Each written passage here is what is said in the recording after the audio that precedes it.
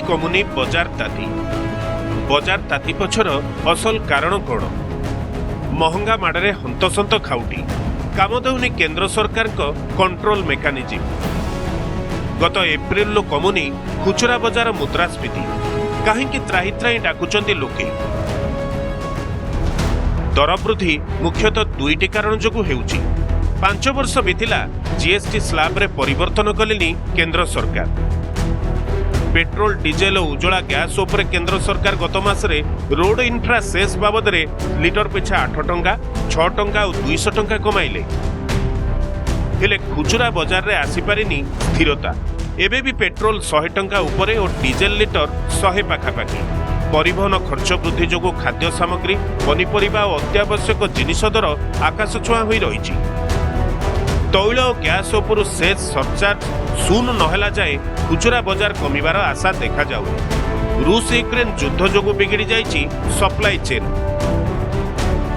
स्वाभाविक करने को हेले विदेशरू आसुथुवा सामग्री उपरे आमदानी शुल्क आहुरी ह्रास करने को पड़िबो। केंद्र सरकार का भूल आर्थिक परिचालना पई साधारण खाउटी होउचंती हंतसंत। इन्फ्लेशन जमी बढ़िलानी यदि डबल डिजिट तो आम देखिनु बहुत दिन चली जाइथिला कि डबल डिजिट भी क्रॉस करि पारे। केंद्र सरकार अर्थनीति को नियंत्रण करने दिगरे फिस्काल पॉलिसी करने दिगरे पूरा फेल मारी। बर्तमान इंट्रोडक्शन स्टेज रे विभिन्न स्वार्थ को आखि आगे रखी 4टा स्लैब रखा जाइछि। कमे गला जीएसटी काउंसिल निष्पत्ति नेले नाही।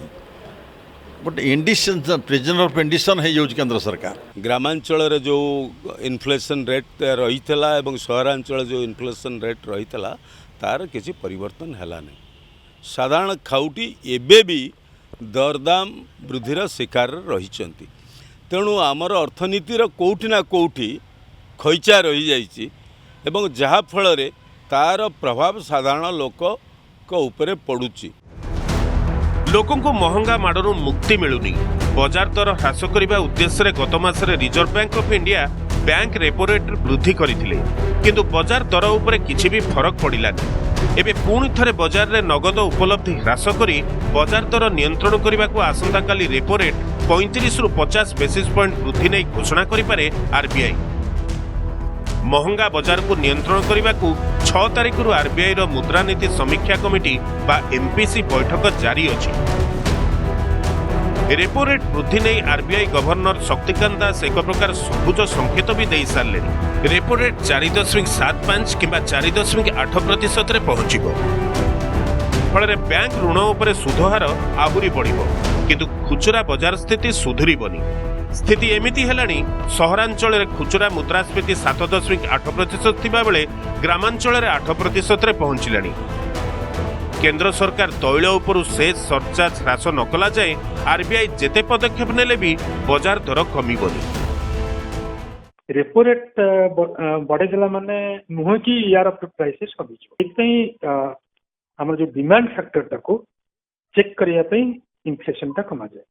द सॉल्यूशन है कि सप्लाई बॉटलनेक जो क्रिएट हो जाइए सप्लाई बॉटलनेक को केमती रिमूव करवा सेटा है आमर बाट। 0.5% रेपो रेट बढ़िबा, किंतु एक्सपर्ट माने कहउचंते 1% भी बढ़ेबो कारण इन्फ्लेशन आउट ऑफ कंट्रोल होइछि। 1 वर्ष धरी इन्फ्लेशन लक्ष्मण रेखा पार कर सालानी 6% रु ऊपर ही रहउछि। सेमती डब्ल्यूपीआई भी आपनकर 15% टच कर सालानी। सेति पई वर्तमान फोकस रहिबा दरकार केमिति दरदाम को कंट्रोल करिवे। बाजार दर नियंत्रण पर आरबीआई गत मासरे रेपो रेट वृद्धि करथिले। 87,000 कोटी टंकार नगद उपलब्धि कमी थिला। एबे पुणी थरे रेपो रेट वृद्धि हेबो बोली मिली सारिछि संकेत, किंतु आरबीआई रो पदक्षेप सहित ताल देई जदि केंद्र सरकार टिकस व्यवस्था रे सुधार न आणंती ताहले वर्ष शेष बेलकु रेपो रेट 5.25% रे पहुंचिबो बोली मत प्रकाश पाइछि। Bhubaneswar camera person SN Singh Durga Prasad Sarangi, Nandighosh TV.